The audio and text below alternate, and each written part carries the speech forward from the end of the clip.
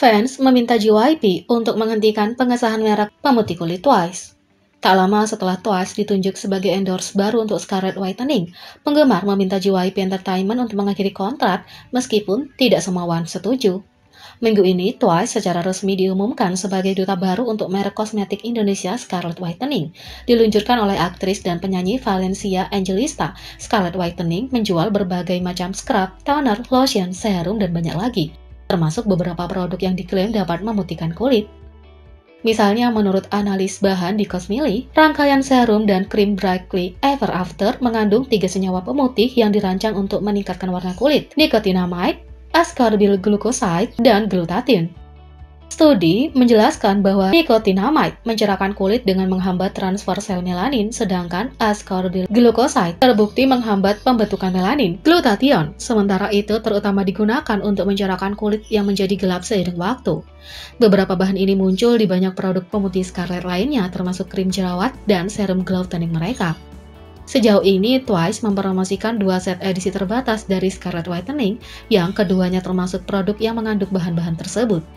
Sekarang, banyak penggemar meminta JYP Entertainment untuk mengakhiri kontrak dukungan dan menghentikan promosi produk Scarlet Whitening Twice. Dalam pesan Scarlet menulis, "Dengan Twice bergabung dengan Scarlet, kami ingin mengajak Scarlet's Friends untuk lebih percaya diri menunjukkan versi terbaik dari mereka sendiri, karena kita percaya bahwa setiap orang punya pesonanya masing-masing, dan kita harus bangga dengan apa yang kita miliki." Produk pencerah kulit adalah titik perdebatan yang signifikan bagi banyak orang karena keyakinan mereka karena menegakkan colorism, diskriminasi, atau prasangka berdasarkan warna kulit seseorang. Tahun lalu, raksasa kosmetik seperti Johnson & Johnson dan Unilever menarik produk pemutih kulit dari rak keranjang mereka setelah hashtag Black Lives Matter memicu percakapan tentang warna. Tapi statistik masih menunjukkan bahwa 8,6 miliar US dollar dihabiskan untuk krim pemutih kulit pada tahun 2020. Banyak fans di seluruh dunia sekarang khawatir dengan Twice yang mempromosikan produk Scarlet Whitening akan lebih berkontribusi pada penggunaan perawatan pemutih kulit.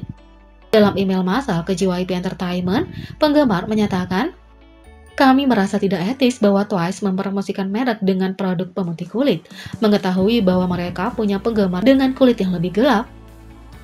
Kami meminta Anda untuk mempertimbangkan hal ini dan berpikir dengan hati-hati untuk keluar dari kesepakatan atau promosi merek ini karena dapat merusak tidak hanya citra anggota Twice, tapi juga dapat sangat menyakitkan bagi penggemar yang mereka miliki." Tulis email massal dari Once ke JYP Entertainment dilansir dari Koreabu. Fans lain juga sempat menjelaskan endorsement tersebut bisa dianggap bermasalah dengan mengatakan bahwa produk pemutih kulit dapat mengabadikan kesan bahwa kamu perlu punya kulit cerah untuk menjadi cantik, bahwa untuk dianggap cantik kamu harus terlihat lebih putih, dan ini sangat dipengaruhi oleh budaya barat atau Eropa. Tidak hanya itu, tapi juga mengurangi budaya murni orang Asia yang sebagian besar dari kita dilahirkan dengan kulit melanin melalui penggunaan pemutih. Beberapa juga menyatakan kebingungan atas perilisan single berbahasa Inggris Twice, The Feels, menanyakan mengapa JYP Entertainment mengizinkan grup tersebut untuk promosi produk pemutih kulit setelah berusaha menarik audiens global dari semua etnis. Di sisi lain, beberapa fans menilai endorsement tersebut tidak bermasalah. Beberapa yang menggunakan merek itu sendiri mengatakan kalau produk tersebut dimaksudkan untuk mencerahkan kulit dan membuatnya bersinar daripada mencerahkan pigmen terlepas dari nama mereknya. Para penggemar ini mengatakan produk semacam itu banyak digunakan sebagai cara untuk mengembalikan kulit ke warna aslinya setelah terpapar sinar matahari atau menghilangkan hyperpigmentasi. Once juga mengatakan bahwa selebriti yang berkulit lebih gelap telah mempromosikan Scarlet Whitening di masa lalu. Di sisi lain, sebagai tanggapan, yang lain mencela normalisasi produk pemutih kulit dengan beberapa menunjukkan foto sebelum dan sesudah dari Instagram Scarlet Whitening yang tampaknya menunjukkan efek pemutih produk. Sementara, JYP Entertainment belum mengeluarkan pernyataan tentang kontroversi tersebut. Mereka telah menghapus tweet awal mereka di @JYP@Twice mengenai dukungan tersebut.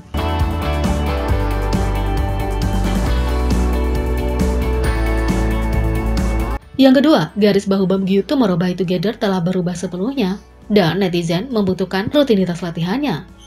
Beomgyu Tomorrow by Together telah menjadi viral di kalangan netizen Korea karena ya garis bahunya yang membuat iri. Sebuah postingan yang membandingkan bahu Beomgyu dari saat dia debut dengan fisiknya yang saat ini punya ratusan komentar penuh pujian dan pertanyaan tentang bagaimana dia mencapainya. Ketika Beomgyu pertama kali debut tahun 2019, bahunya miring ke bawah dan menekankan penampilan mudanya. Semua drop shoulder t-shirt dan hoodie yang dia kenakan membuat bahunya lebih menonjol. Maju cepat ke 2021 dan fisiknya hampir sepenuhnya berubah. Bahunya hampir membentuk sudut kanan sempurna dan rompi yang dia kenakan di video sangat cocok untuknya. Bahkan dengan t-shirt sederhana, mudah untuk melihat seberapa luas bahunya telah berubah. Dari depan dan belakang, garis bahu Beomgyu benar-benar bukan lelucon. Tangkapan layar berkualitas rendah tidak berarti apa-apa untuk bahu lebar Beomgyu. Sebuah postingan tentang bahu Beomgyu menjadi viral di papan komunitas Korea Deku, di mana netizen membanjiri komentar dengan pertanyaan tentang bagaimana Beomgyu mencapai perubahan drastis ini. Mereka berkomentar, bagaimana tepatnya dia melakukan ini? Apakah dia melatih bahunya? Saya butuh rutinitas sekarang, tolong. Yang lain menulis, wah ini luar biasa, bahunya punya bentuk yang jauh lebih indah sekarang. Jadi, apa sebenarnya rutinitas itu? Bagikan. Yang lain menulis, wow, hebat, bagaimana dia melakukannya? Netizen lain menulis, harap bagikan rahasianya.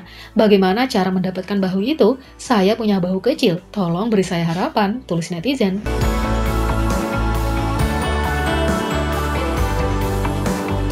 Yang ketiga, Squid Game kehidupan nyata di Belanda menarik ratusan orang termasuk anak-anak. Squid Game di Netflix terus mendominasi komunitas online di seluruh dunia. Ini adalah acara nomor 1 di platform streaming dan hampir tak terhindarkan dari meme, TikTok, hingga penjelasan YouTube. Hype-nya begitu nyata hingga di beberapa tempat yang tidak terduga Squid Game di kehidupan nyata diadakan. Lokasi terbaru, Maastricht di Belanda. Sebelumnya, Wan Limburg melaporkan dari tempat selama pertandingan Red Light Green Light yang dikenal dalam bahasa Belanda sebagai Anne Maria Kokok. Game ini menampilkan boneka menyeramkan khas serta segelintir orang yang mengenakan setelan merah dan topeng berbeda yang digunakan oleh para penegak game. Berbeda dengan menghadapi kematian dengan senjata, seperti karakter yang ditunjukkan, kontestan hanya diperiksa oleh pembawa acara dan nomor mereka dipanggil jika mereka tersingkir. Permainan ini menarik lusinan pesaing yang penuh harapan serta ratusan penonton. Di antara kerumunan adalah anak-anak yang berada di bawah peringkat usia Netflix yaitu 16+. Meskipun acara itu awalnya punya peringkat 12+, konten kekerasan dan eksplisitas menyebabkan peringkatnya naik. Terlepas dari peringkat usia, banyak peserta yang berusia 10 hingga 12 tahun menyatakan minat mereka pada pertunjukan dan ditemani oleh orang tua mereka di acara tersebut. Salah satu orang tua berbagi bahwa salah satu hal terpenting yang harus dilakukan saat menampilkan Squid Game atau konten serupa kepada anak-anak adalah memantaunya sendiri dan menjelaskan bahwa itu fiksi. Cerita memukau dan konsep menarik dari Squid Game terus membuat penasaran penonton di seluruh dunia dari segala usia. Jadi, bagaimana menurut kalian tentang ini? Beri komentar di bawah. Klik subscribe, like, share, dan klik lonceng. Mari kita sama-sama jadikan channel ini berguna bagi K-popers Indonesia. Sekian video kali ini, sampai jumpa lagi.